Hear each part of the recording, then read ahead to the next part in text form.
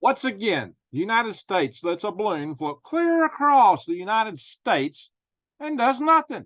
They say it's harmless. Why, how do they know? I can counterpoint that. That may not have been a harmless balloon. And we're going to talk a little bit about the criteria, what might be harmless and what may not. But really strange, just comes across just a day after we had a failure across several cell phone services and hacking attacks in other areas in our industry, such as in the pharmaceutical industry, and other companies got hacked all at the same time, apparently. So, but they are also making some excuses for that. So we're going to go all into that, my friends, because this is highly strange. So, guys, what's happened here is that the United States sent interceptors up to intercept a balloon that was floating over Utah. And they say that Friday night it was supposed to actually go all the way across Georgia. So it's probably already exited the United States by now. Did they take it down? I haven't heard of that yet. But anyway, this balloon was floating at an altitude of about 43,000 to 45,000 feet. And NORAD sent interceptors up to jets. Now, this is it was following the jet stream. This is the altitude at which a balloon could indeed be shot down in the jet stream. Now, you get higher up, these balloons are perfectly capable of going to altitudes, as I've explained in my EMP balloon tech videos and other videos, quite capable of going to altitudes higher that they wouldn't be able to hit. But the jet stream altitude is perfect for a spy balloon because you can go across the country real fast. Of course, they said this thing wasn't guided. So it's no threat. It wasn't guided, and the payload package was probably only a couple feet wide. What can go wrong with that? Well, you should see the design I showed in my EMP attack video, which I talked about having a whole flight train only 150 pounds, and I showed how you could put in and conceal W-87 nuclear warhead. Oh yeah, but this is stuff you can just get off. I didn't. This is stuff you can pull off the internet, guys. This don't take a rocket scientist to figure. Oh, well, I am a rocket scientist, but don't take a rocket scientist to figure this out. But oh yeah, by the way, these places that could launch that have lots of rocket scientists. So I'm just showing you stuff that's pretty obvious to those enough that really understand balloons and balloon-borne EMP capabilities. It could have been EMP, well, not at this altitude, but this could have been a intel gathering device, or it could have been just another test to see how we would react. Maybe like the hacking attacks that just occurred. So highly strange, highly strange. Anyway, so what they claimed was this balloon was intercepted by NORAD fighters over Utah, who determined it was not maneuverable and did not present a threat to national security. Not being maneuverable does not equate to not being a threat. But they said NORAD would continue to track and monitor the balloon. This is according to NORAD's statement, nonetheless. I quoted it directly. They also said the FAA also determined the balloon posed no hazard to flight safety. Well, it was actually in the flight regime of our high altitude jets. Now, most of them going across the United States are flying, maybe 30,000 feet. If you go transatlantic, you're up to, maybe up as high as 45. But, 43 to 45, that's kind of the upper edge of where some of the aircraft will fly, but not so much here within the United States. So, could it have been a Chinese balloon? There's a lot we don't know. Now, we do know, and I've shown in previous videos, what a specific design of Chinese balloons that were developed by their Air Institute came up with, which had these big solar panels on them. And that's the kind that flew over. It was shot down, about a year ago by off the coast of the Carolinas after it went clear across the United States. But notice that one wasn't even sighted, and somebody in Montana looked up. And again, this one was over Utah, apparently at least before it became public knowledge. So that's just the thing. You may think a balloon is easy to detect, but not necessarily. And I covered that. But you don't even have to, as I covered in previous video, get within range. You pose a threat from EMP even outside our air defense identification zone.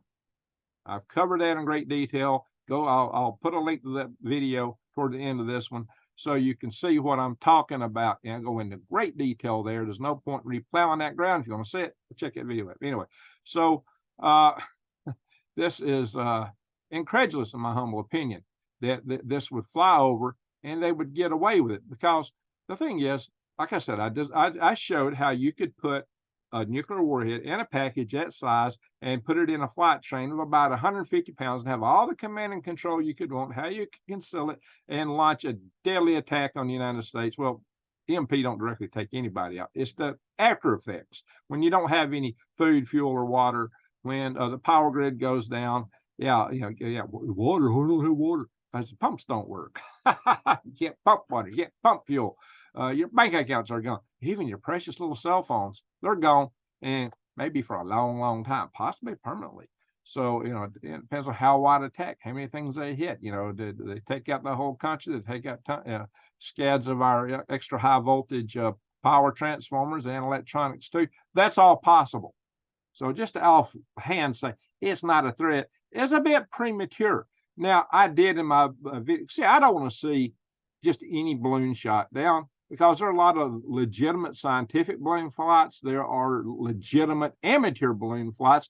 And, they got real trigger happy all of a sudden once they let that one Chinese spy balloon cross the country. And they even shot down a party balloon that belonged to the Illinois Bottle Cap Brigade, an amateur group up north who had a balloon. It was just a little test project, a little scientific project.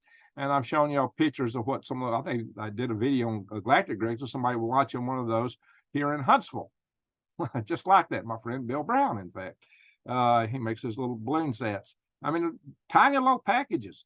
And that's what they took down over the Yukon, and they were beating their chest over that after they let the Chinese spy balloon cross the entire country. Wow. All kind of bragging rights. I think they shot down a Chinese lantern balloon over Michigan, somewhere over the Great Lakes. Talk of strings hanging down and everything. I don't know, guys. There's a lot we don't know, and there's a lot we probably won't know unless somebody takes it down and we get to see what it really was. But see, one of the things that I revealed in my video that you should really watch if you haven't seen it already was that for a balloon with a flight train weight of 150 pounds, if it's under the following altitudes, that's probably, or diameters, it's probably safe because to carry that weight, that's the minimum weight you need to carry a very dangerous payload package, like I showed in that video. But at the 50 to 60,000 foot range, that balloon wouldn't need to be more than 40 foot in diameter. That is the typical spy balloon type altitude range. That I would expect if they were really going to do an EMP flight, that they would go up to about the 30-kilometer altitude, which that balloon was actually designed to be capable of reaching. That was the design point for that balloon. Doesn't mean they have to. You can make one of these balloons fly lower by putting less lift gas in it, by putting a heavier payload on it. There's a lot of things you can play with to design the mission altitude which your balloon's going to float. So the size of a balloon that would be floating at 30 kilometers or 98,000 feet would be about 80 foot in diameter, about the size of 2 buses. So one bus at 50,000 feet and 2 buses at 100,000 feet, basically. Now this balloon was actually a little bit lower, so maybe 30 foot in diameter. But if the balloon was less than 30 foot in diameter, I wouldn't worry about it. But if it's bigger, then I would want to know more about it. Now, if you really know balloons really well, there's certain characteristics you can look for in the package of the payload. But most fighter jocks probably haven't been schooled in this, and which they need to be. And furthermore, it might have been a derelict balloon. If this was a balloon meant to fly at a higher altitude, like typically you would have a design for a balloon package, you really usually want to get those up higher into the stratosphere.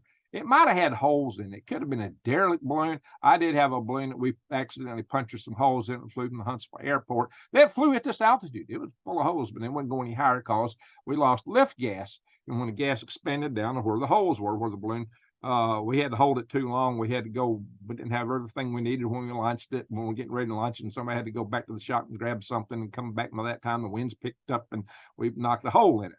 But it still flew. It had a big package in it and created quite a UFO hysteria when it went down in some woman's backyard, and she called the local sheriff. She said, "There's a UFO landing in my backyard. Y'all come and get this thing, I swear."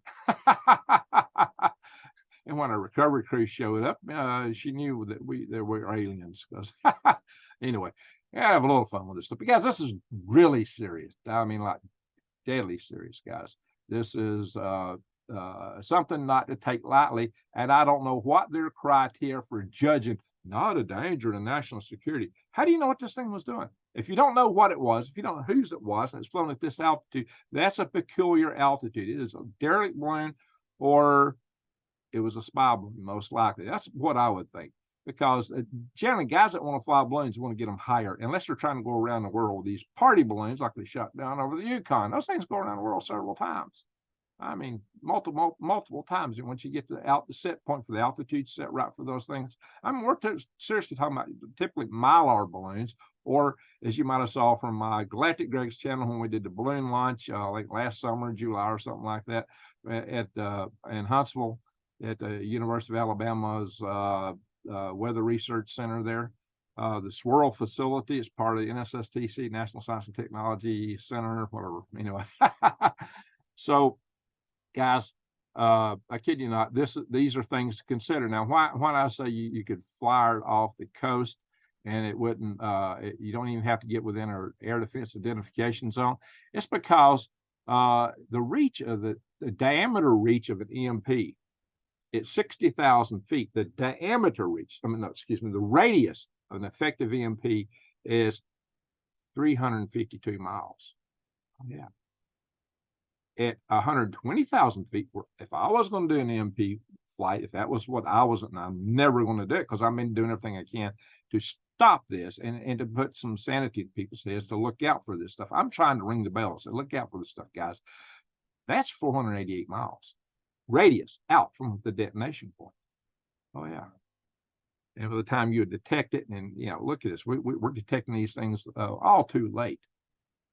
And one thing also, they're more visible in early morning or late evening when the sun is setting the horizon to glint off the balloon. You look up and it looks like a star in the sky. If you're watching this thing in the night or midday, you probably ain't gonna see it.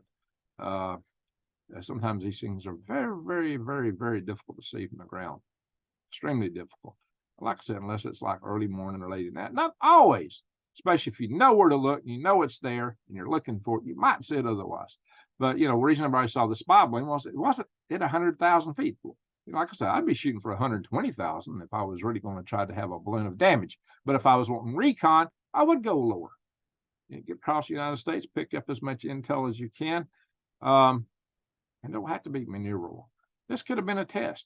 I mean, what happened with the cell phones? Now, a lot of people, I've had so many people say, oh, well, it was just AT&T. How was it just AT&T?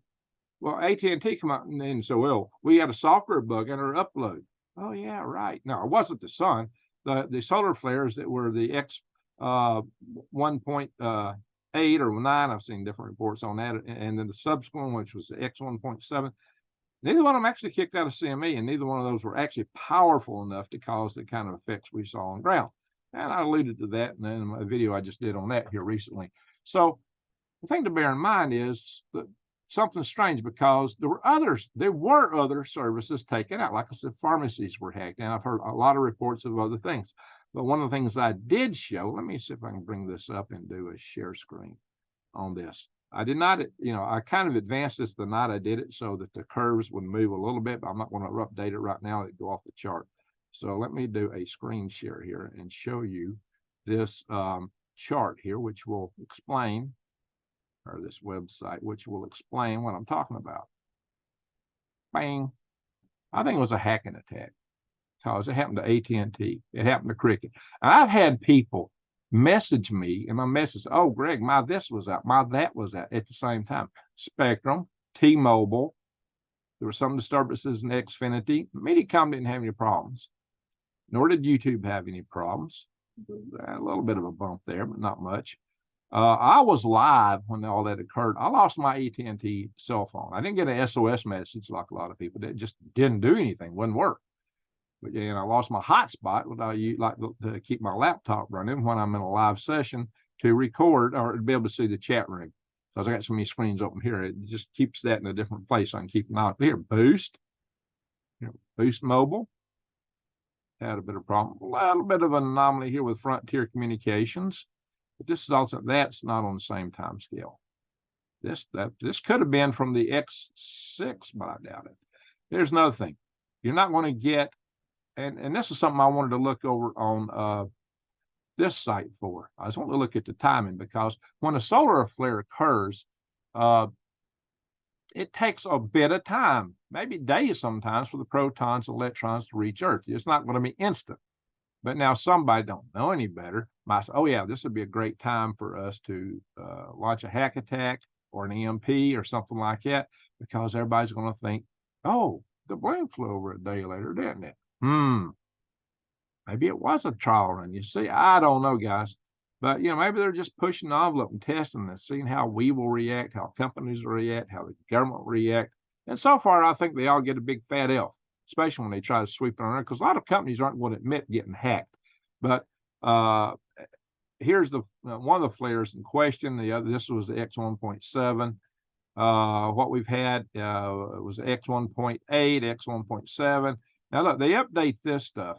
But what they've done though, this X6.3, excuse me, it's not on the chart here. They stopped this chart. When I looked on here right after the X6.3, that data was here, and it was a lot taller than this. It was sticking up over here, and they took it off. I just updated this about an hour or so ago, and it still wasn't there. I'm going to leave this frame frozen. I'm going to take a picture of this. This is highly irregular. Also, the sites that I was going to, pages on here where I was able to look at the wave propagation, because I wanted to time it, just to show when the wave actually hit Earth, and then compare the universal time to that, to the time of these storms. Suddenly it was unavailable. Weird stuff. Why is that? Weird stuff. So my friends, like I said, yeah, look here. This here's an admission of some of the Chinese leaked files they found where they've been hacking us internationally, everybody throughout the West and other countries. And this Change Healthcare was that pharmaceutical company that got hacked. No, they weren't part of AT&T. This isn't part of the AT&T thing. So something was going on, at least here. But I just think it's hot now. Maybe there was some commonality in software, but how is it that AT&T, Cricket, Spectrum, T-Mobile, and some of these others, Boost, were all hit, and a little bit in Frontier at the same time? How is that? Coincidence? Do they all run the same? Do they all run on the same software and all do the same updates? That's not what AT&T was claiming. But did it claim it was a software upload issue? I just not sure I can buy that. What I would expect, and has happened before, is that companies would cover up if they got hacked. They don't want to admit their vulnerabilities if they can avoid it, because that has bad effects on their stocks and other things. It causes a loss of confidence in their system. I'll tell you something. The Chinese have hacked just about everything. They've hacked throughout the United States defense software and networks. It's been a lot bigger hacks, and that was like Volt Typhoon. These articles is not about Volt Typhoon. It's other Chinese hacking attacks. Does that mean if it was a hack attack that came from China? No, it does not mean that. But that's a possibility. And if they go on it, this is probably what they go on, blame China or Russia. Actually, North Korea has a very intensive hacking group. They fund their missile program, or have been doing it, by hacking Bitcoin, which is supposed to be hard to hack. And, North Koreans got hackers too. They got brilliant people in these countries. How do you think they have nuclear programs and missile programs and things like that? They got some very smart people. Don't discount them. All right, guys, I'm going to stop this share. So there you have it. Something fishy is going on. That's all I can say. Something highly fishy, something highly irregular. And you need to get ready, my friends. You need to be ready for whatever comes at us, because we are in perilous times. And I'm expecting other things to be coming at us. I think, this may be dry run for something big to come. I worry about sleeper cells in this country, which might provide direct physical attacks. The late Dr. Peter Vincent Pry taught us that it was the doctrine of these countries like China, Russia, and even North Korea, and even Iran, to take out our grid. And China and Russia and North Korea would first do it, suspect they would do a cyber attack, maybe a direct physical attack, and then an EMP. They don't have to nuke you. Then you're done. Now maybe if they think you're going to retaliate, they would send missiles over and take out all our military infrastructure that might respond to them, like our missile bases, our submarine bases, our command and control centers, the communications antennas up in Maine and Washington State that talk to our nuclear submarines, and maybe the one in Hawaii, so they can't get the EAMs and do anything. Yeah, we got submarines at sea, but without the right codes received, they are no worky. So don't count on that as oh, they'll never. Here's another thing. You can't prove what happened if we do get an EMP. I mean, they would probably want to do it under the cover of a solar flare or some other event. So you wouldn't know what happened. They love the grand solar minimum may be a very risky time for us because the sun could take us down on its own.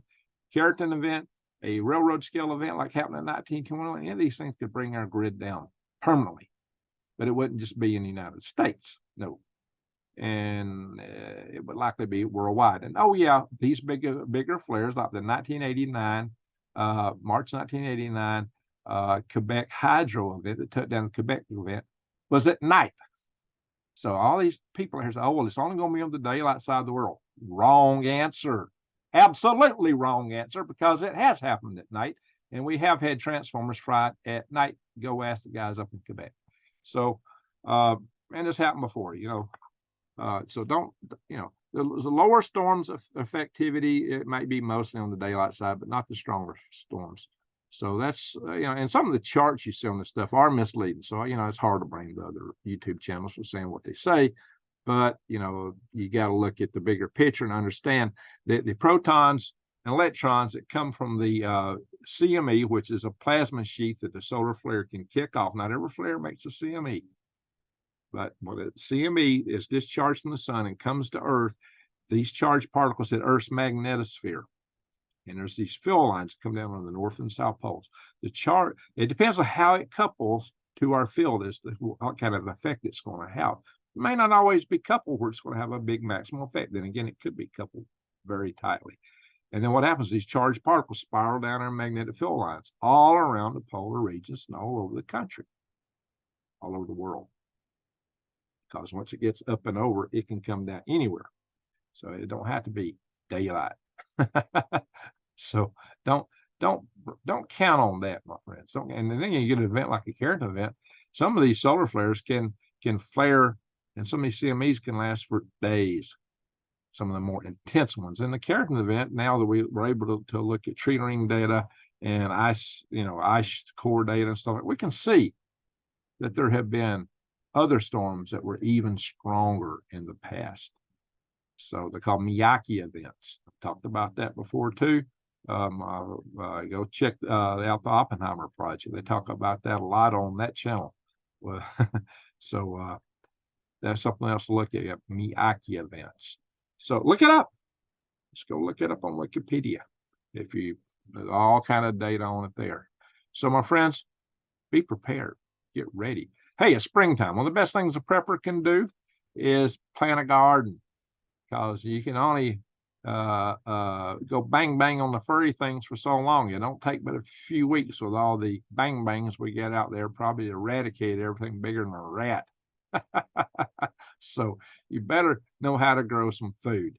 So I highly encourage you to, I got videos from way back early in my channel showing you how to prepare a garden and do it in such a way where you don't have to go to the stores to buy stuff, because you ain't gonna be able to go to the stores and get anything. But you also need heirloom seeds for that. So check this out, guys. Check out my links below to True Leaf Market and to Eden Brothers. They both carry non-GMO heirloom seeds. What's an heirloom seed? It's the kind of seed that when you plant it, you get the same. If you can harvest the seed from your, kind of deal sometimes.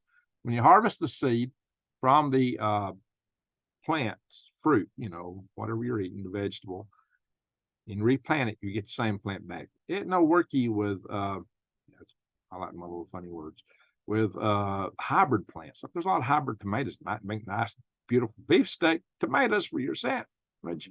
But yeah, I did a video on how to make tomato sandwiches too. So some of you guys don't know what I'm talking about. You really miss it in life. But those hybrid vegetables, when you plant the seeds, you don't get the same thing back. It's not going to be the same. Now, there are some heirloom seed varieties that make really nice tomatoes too. If that's what you're looking for, check it out. Personally, I like cherry tomatoes. Those, you know, I have to cut them up and slice them and dice them. They're already bite-sized. But they're terrible for making sandwiches. Anyway, my friends, subscribe to my channel, bang the notification bell, and click all. And that video I remind you of is right here. So somewhere up here. There's just a banner. So click on it. Anyway, my friends, thank you for watching. And with that, I'm going to say, Greg out.